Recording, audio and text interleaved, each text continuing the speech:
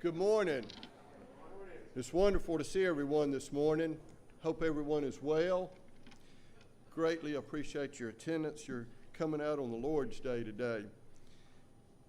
It is an honor to have Mr. John and Ms. Beth and their mother-in-law with them today. It's always wonderful to see them. Mr. John is going to speak to us. Brother John is going to speak to us this morning during our class time and worship time. This morning during class time, John is going to speak to us about the GTO Mexico mission work, which we support here at the Batesville Church. John has been involved in this for about the last 15 years, and he has been the director over it for about the last 3.5 years.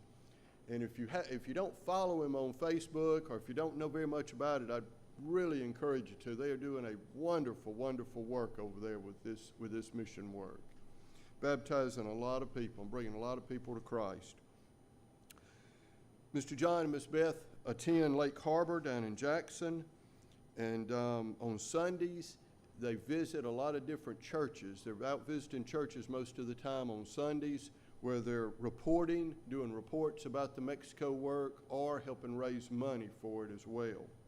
Mr. John and Beth and Lisa and myself, we go back to, I guess, about 1985. John baptized me in 1985. Yep, in Greenwood, Mississippi. And so we go way back with them. Fine family. And at this time, I'm going to turn it over to John, and sounds great. Amen. Good morning. Good morning. Beth and I were coming down.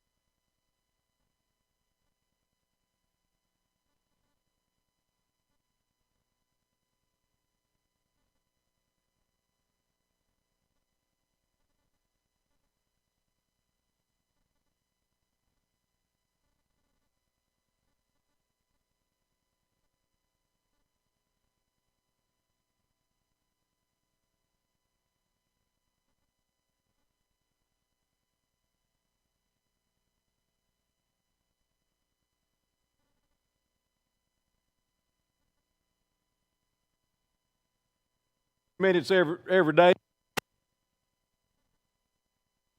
Educated yet. And so by coming to Batesville, that gave me the opportunity to get some further education.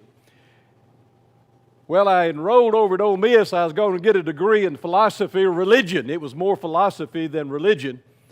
And I gave up on that idea. I said, that ain't going to help me, you know. And who wants a degree from Ole Miss anyway? They won't hire a preacher with a degree from Ole Miss. And so I ended up finding out that all I needed was 20 hours at Searcy to get my degree.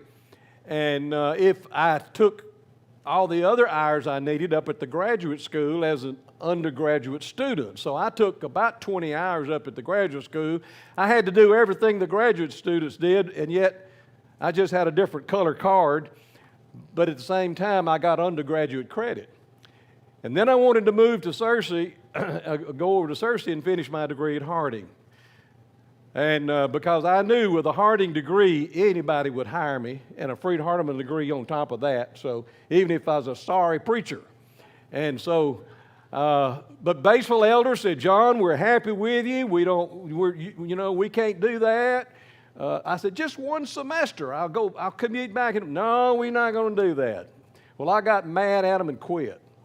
No, I didn't get mad at them, but I knew I needed that additional education. So I went on over to Harding. But in a lot of ways, I regretted moving away from the Batesville Church, because a lot of people think we were here 20 years because we've made so close relationships with people.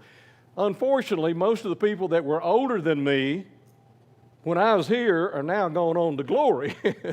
And so there's not a lot of folks here that maybe remember the Piggs back 52 years ago. But here I am, a missionary again.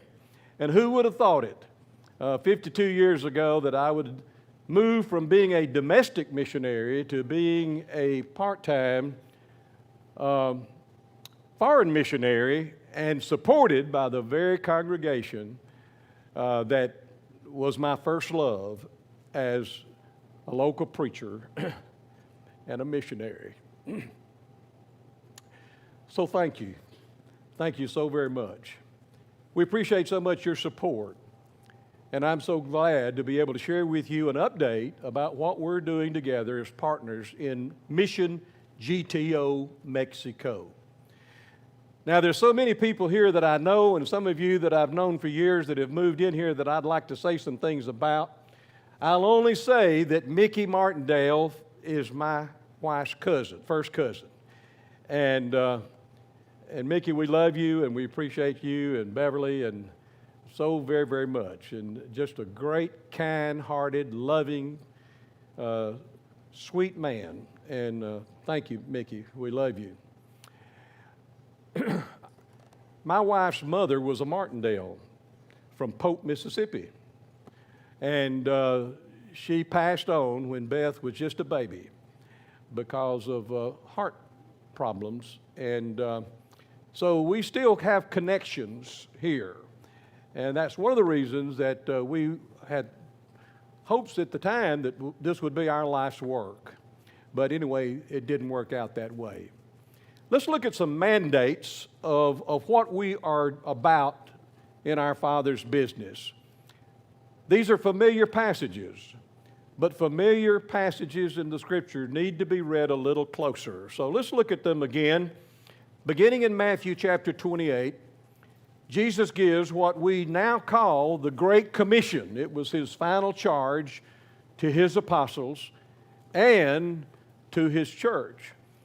Now, I know that because Jesus said in verse 18, all authority or power is given unto me both in heaven and on earth. Go ye therefore and make disciples. Teach all nations, baptizing them in the name of the Father, the Son, and the Holy Spirit, teaching them to observe all things whatsoever I've commanded you. And lo, I will be with you always, even to the end of the world. So I know that Great Commission was not just for those 11 apostles, but for disciples of every age, including us here at Batesville. When you go over to Mark's account in Mark 16, 15, and 16, he really digs in and gets a little stronger in that commission when he said, go there therefore and preach the gospel to every creature. He that believeth and is baptized shall be saved. Now watch it. He that believeth not shall be condemned. My King James Version says damned. Jesus wasn't using a cuss word there. He was talking about a spiritually cursed word, a reality. And so people are dying about like that. Missions people tell us about 1 to 2 every second dying, facing eternity. We won't judge anybody, but he that believeth not shall be condemned. And Jesus could come at any moment, might come today. We just don't know, but we know for sure he's coming. And it's probably going to be in a time which we think not. Nevertheless, go over to Luke's account. In Luke's account, according to chapter 24, the apostles unbelievably were still doubting about what was going on with Jesus' crucifixion and all the things that were happening at that crucial time. And so Jesus explains to them again from the Scriptures, thus it behooved Christ to suffer, to rise from the dead the third day, and that repentance and remission of sins should be preached in His name among all the nations, beginning at Jerusalem. And we know some 50 days later, that's exactly what took place. You may not be familiar with John's account, John 20:21. I think it's the most significant commission of Christ anywhere in the Gospels. Jesus just simply put it this way: so profoundly as my Father has sent me, even so send I you. So here we are today, church, and we are the Church of Christ, and we are disciples of Christ, and we are carrying out that great commission that the Lord gave. Actually, 5 times we were given this mandate, because when you slip over to the book of Acts in chapter 1 and verse 28, Jesus tells those apostles, you will be my witnesses when power comes upon you, and that power came in the form of the baptism of the Holy Spirit in Acts 2 on Pentecost Day. But he says, just before he ascended into heaven 10 days earlier, you'll be my witnesses both in Jerusalem and Judea, Samaria, and to the uttermost parts of the earth. Fast forward to the book of Colossians, 10 years later approximately, and Paul says that the gospel had been preached to every creature. It had gone throughout the whole world. So here we are today, church. We not only have a responsibility to take the gospel locally, but also globally, because the majority of the people in the world do not live in America. When we talk about our work together, we're in the state of Guanajuato. The country of Mexico is the 10th largest, most populated country in the world. Right across our southern border, 130 million people. When you go to that state, I think there's approximately, well, I'm not sure exactly, maybe 32 states in Mexico. This is the 6th largest state in Mexico of over 6 million people. And 20 years ago, when our brethren in Kosciuszko first went to this state on a vacation, the capital of Guanajuato State is Guanajuato City, nearly 500,000 people, and there was no Church of Christ. They actually landed over in San Miguel, and on the eastern side of the, you see it up there, San Miguel de Allende. And that's the center of Mexico, the heart of Mexico, right there. The Mexican Revolution from Spain all took place in this particular area, so it has a lot of history. It's one of the reasons it's the more populated part. But that's where headquarters was set up with our first missionary, and a city of nearly 200,000 people, no church. Irapuato, a city of 400,000 people, there was no church. Celaya, a city of 500,000 people, there was no church. And on and on. There was a church in Leon, which has a population of 2 million people. A congregation of about 30. Eventually there was another congregation planted there, about 30. And today those two congregations are still about 30 in attendance without any biblical scriptural organization. And churches have been pumping money in there for years, maybe 30, 35 years. So this is where we're operating. Now, we might go beyond the borders eventually, but right now we're still focused on taking the gospel to this city. The first missionary that we sent there was Fernando Arroyo from Puebla, southern Mexico. He had obeyed the gospel, married Tony, and he and Tony graduated from a school of preaching in the city of Toluca, and they were brought as the first missionaries to San Miguel. And 3.5 years ago, when we took the oversight of this work from the Kosciuszko Church, they were already planning, and we instituted Fernando as the director of this state to manage this ministry in our absence. He and I worked extremely close together, along with Brother Les Ferguson, that we still call on and receive counsel from, and still goes down to Mexico with us at least once a year. A fantastic teacher, gospel preacher, now an elder of the church there, administrator of our institute, our Latin American Biblical Institute, which is a 3-year program on the same line of Sunset School of Preaching in Lubbock. We initiated that program of education about 5 years after we had planted the church there, and that has been an instrument by which we have trained workers, just like Magnolia Bible College did, and Harding and Freed Hardeman and other schools. And so that has been such a tremendous blessing to not only train preachers, but to train workers. And now teachers and elders and their wives are scattered throughout the state. When you see the logo GTO, people ask me, what does that stand for? It really is a logo that you see all over on the highways and in the cities when you come into Guanajuato. It stands for Guanajuato. But I say it stands for Go Tell Others the Gospel of Jesus Christ. That's what we're doing. And so we thank the Lord for this wonderful man that we work together.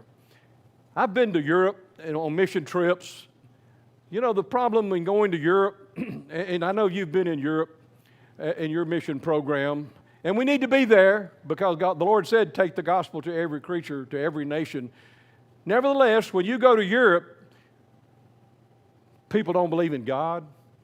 They don't believe in Jesus. Belarus, Minsk, where I spent at least 2 mission trips, days and weeks and months just trying to get people to believe in God, believe in Jesus, believe in the Bible. We don't have that problem in Mexico. 92% of the people there their religion is Roman Catholicism. I have a daughter-in-law that used to be Roman Catholic.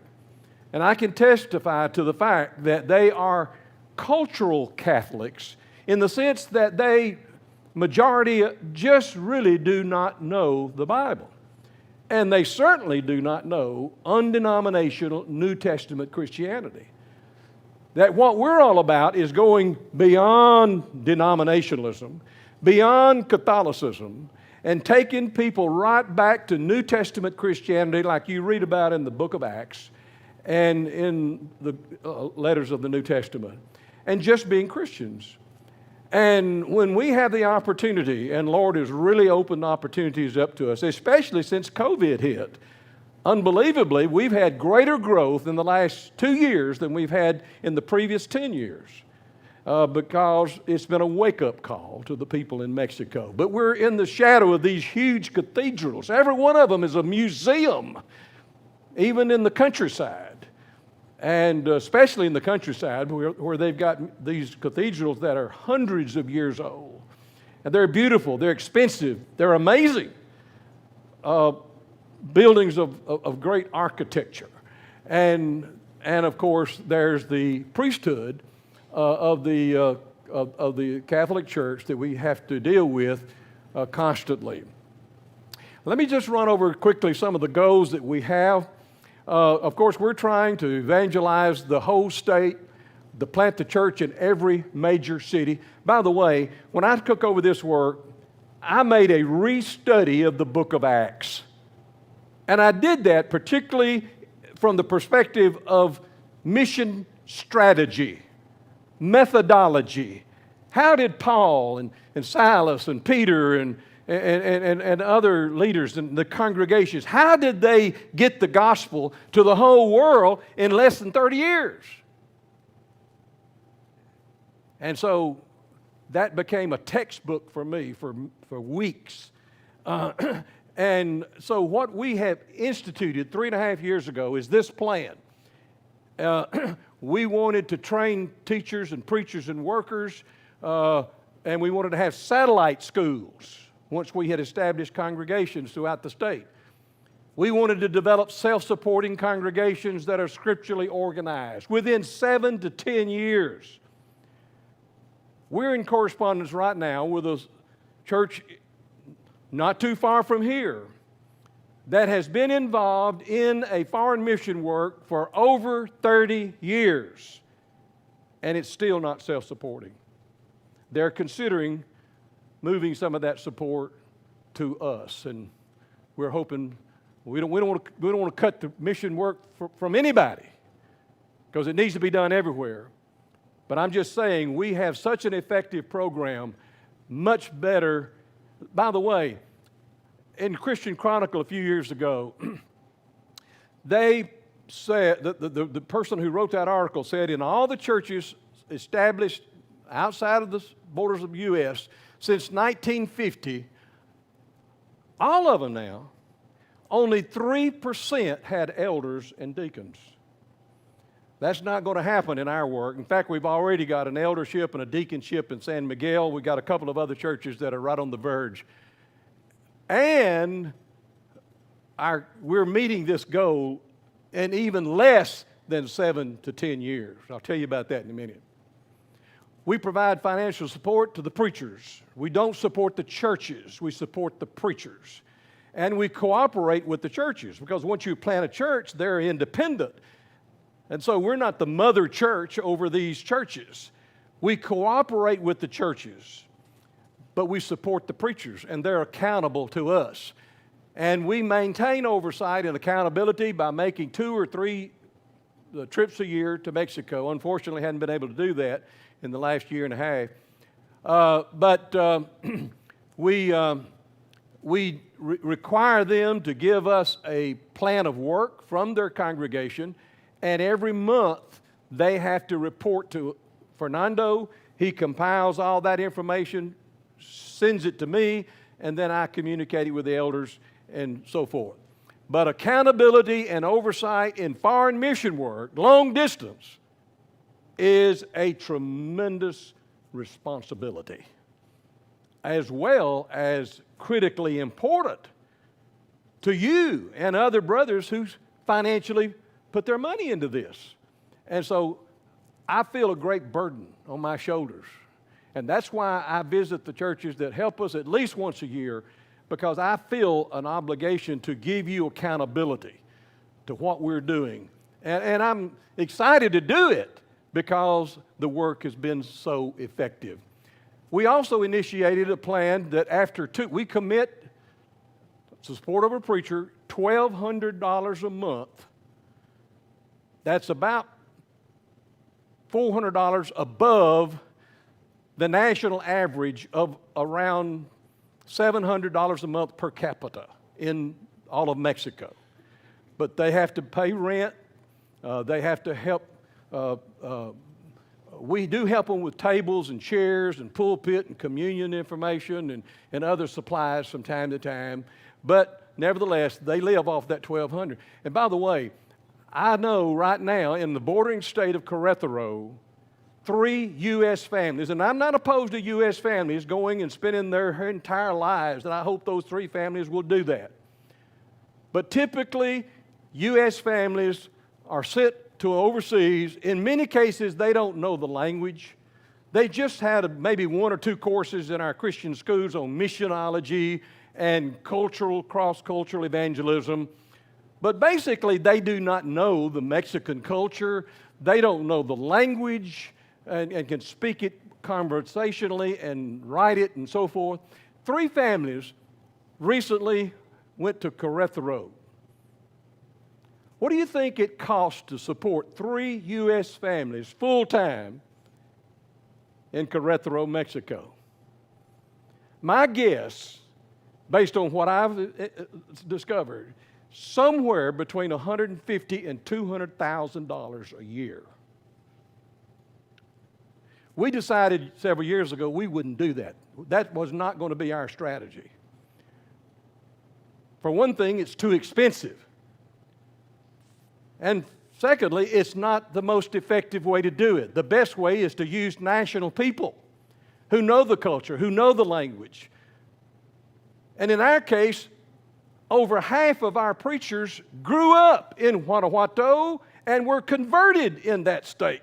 And they have a tremendous passion to evangelize their people.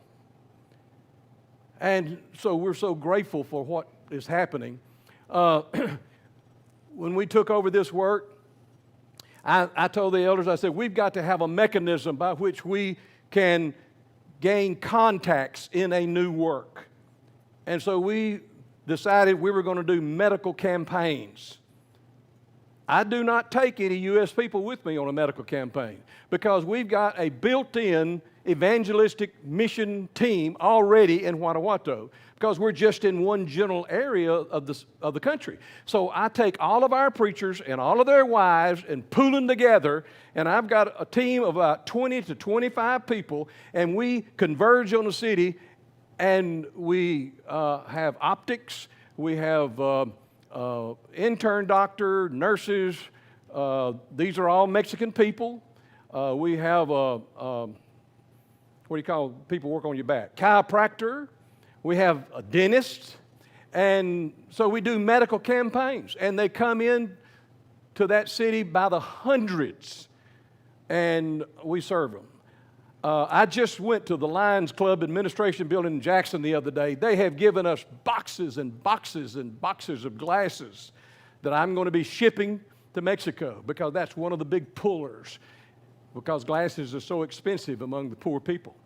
So medical campaigns, it costs us about $4,000 to $5,000 every time we conduct one, but it's been one of the most effective means for finding contacts for our preachers. Because once these people find out how much you care, they begin to take interest in what you teach and open their hearts to you, and that wall of prejudice just comes down.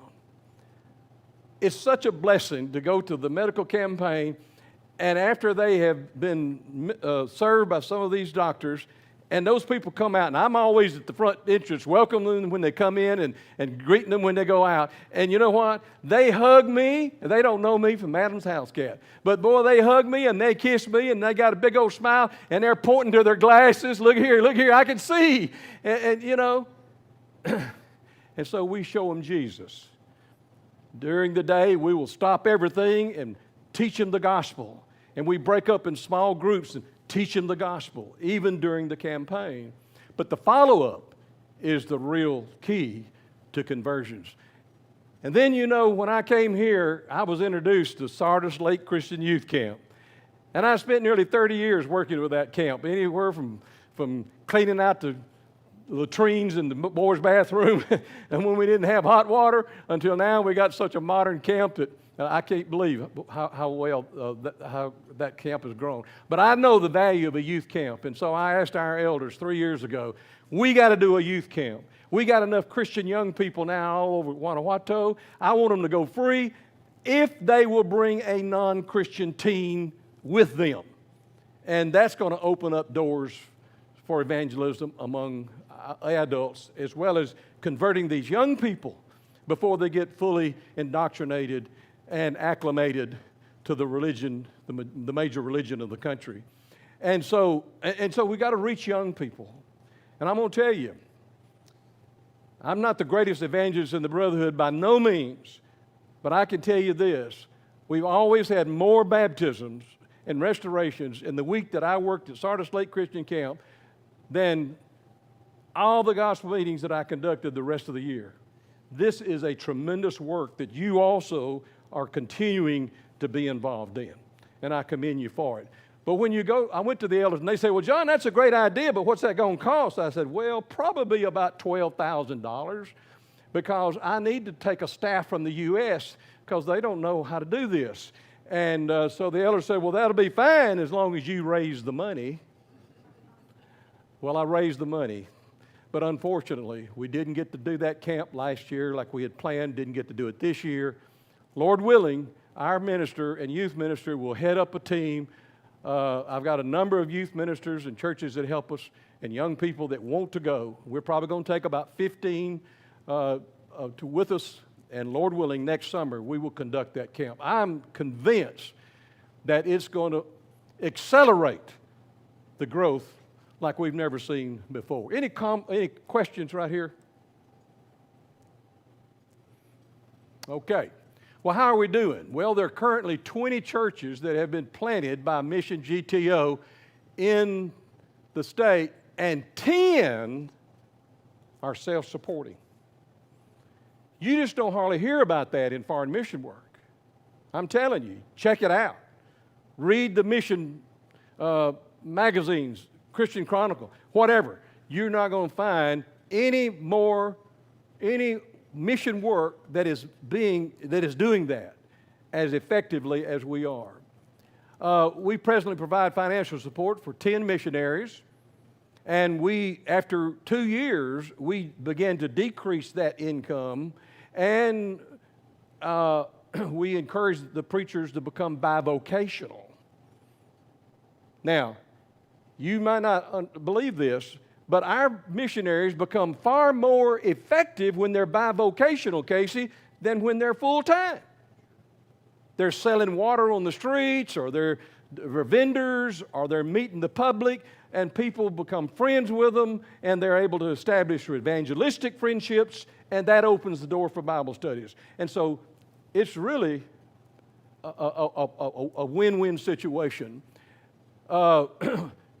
We started 2 new churches in 2019, 2 in 2020, 1 this year in Eurydia.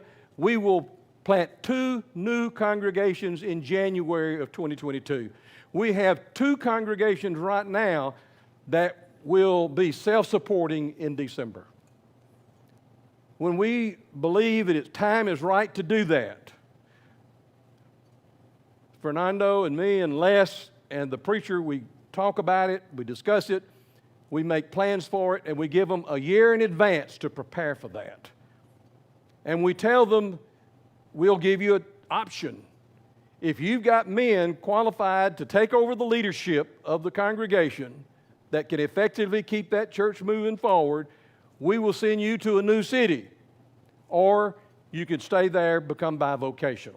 Sometimes our ministers most of the times they choose to stay, which is better, because the community knows them. They have basically bought into that community, and so we're hoping to do that. We had 66 baptisms reported in 2020, and already we've exceeded 70 this year. So we're grateful. That's how we're doing. These are the places where our preachers are presently. And every one of our missionaries and their wives are a graduate of a biblical school of preaching. Fortunately, Casey, every one of them are good song leaders. And so we're just blessed. God has just worked among. We still have 10 cities of over 30,000 where there is no church. So you see, we still got plenty of work to do. And Acambaro and Basolo, those are the 2 places we're scheduled to plant new churches. We're looking for 2 missionaries right now because we don't have anybody in our Biblical Institute in the wings to go to those places. So Fernando's busy. I told him, I said, start looking across Mexico, try to find us some preachers. Don't even go to a preacher that's already in a mission point. We don't want to pull a guy out of a mission point to do another mission point. But if he's in an established church, he'd like to come join our team, be a part of our work, then encourage him to look into it. We'll interview him by Zoom and get him on board, because it doesn't look like I'm going to be able to go back until probably after the first of the year. This is the San Miguel Church. They're the only church that, they're not the only church now that has a building, but that building was bought a few years ago. That's where our Biblical Institute main administration is located. That congregation is in a beautiful city. People from all over the world come to San Miguel because it's a tourist, beautiful city. In fact, in 2018, it was called by Travel and Leisure the world's best city for vacations.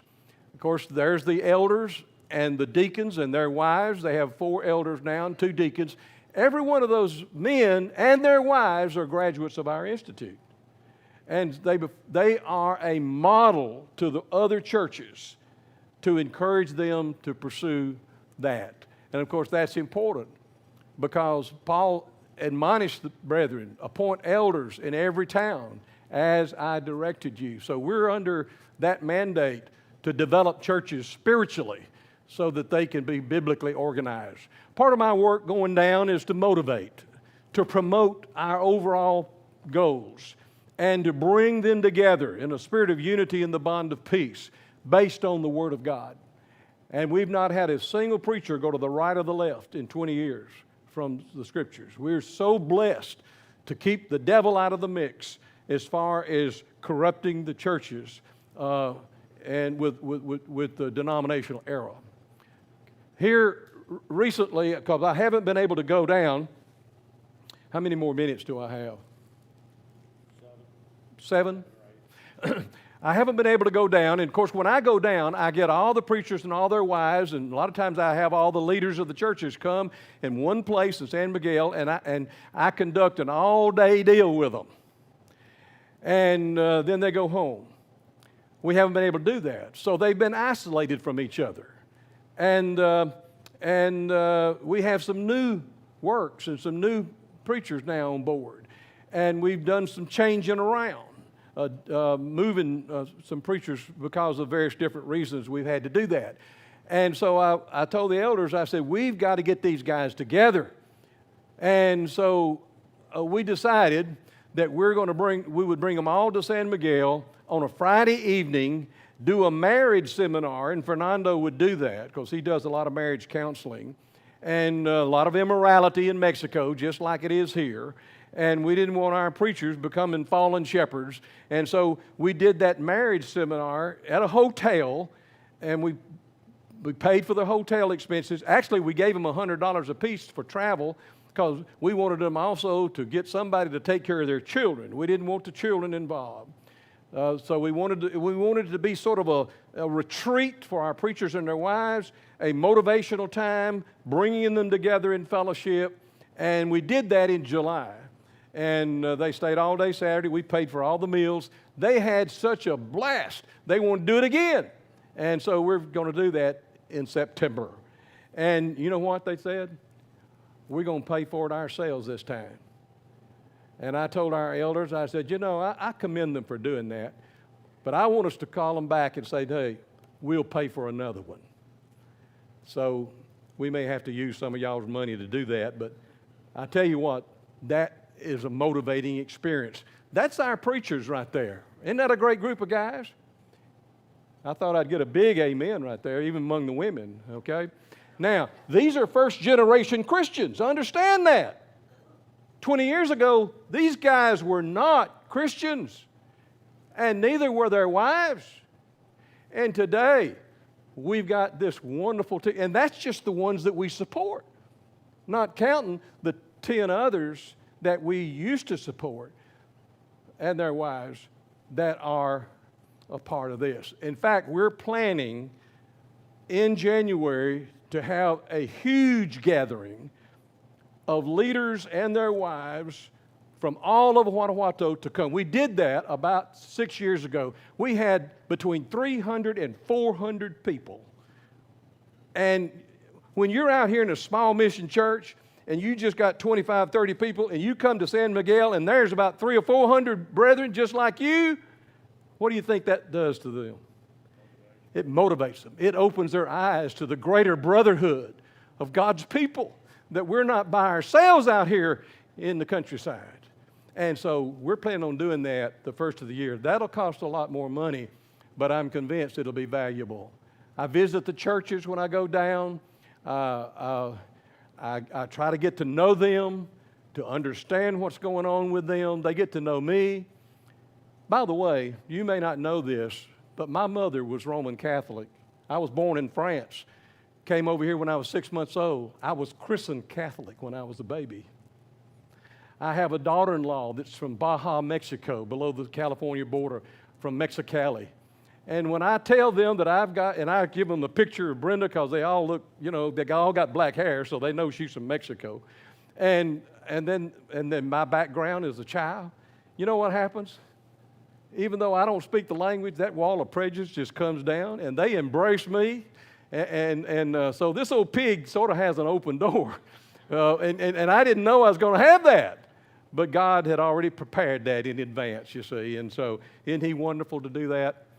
But here I am in one of the congregations. This is one of the newer works. Hector and Marie were converted to Christ. He was a farmer working for a big farming operation.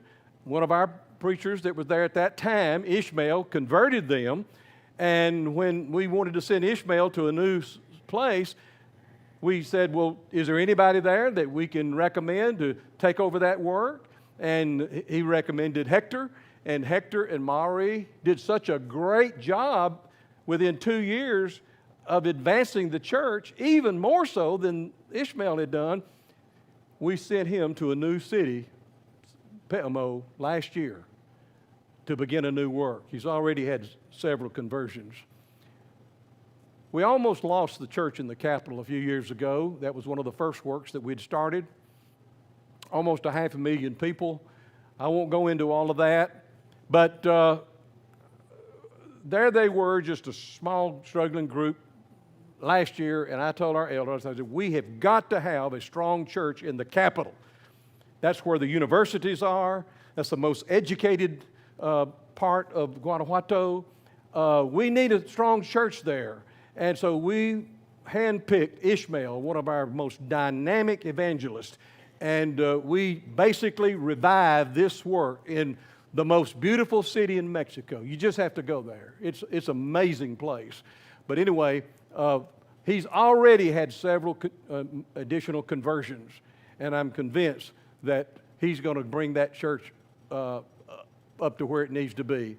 Val de Santiago, Eric and Angeles, about 4 years ago, I was there in San Miguel. Fernando had converted this couple. They had graduated from the Institute, and they came to me in tears and said, we'd like to become missionaries and join the team.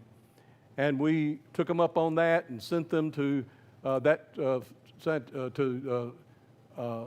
de Santiago.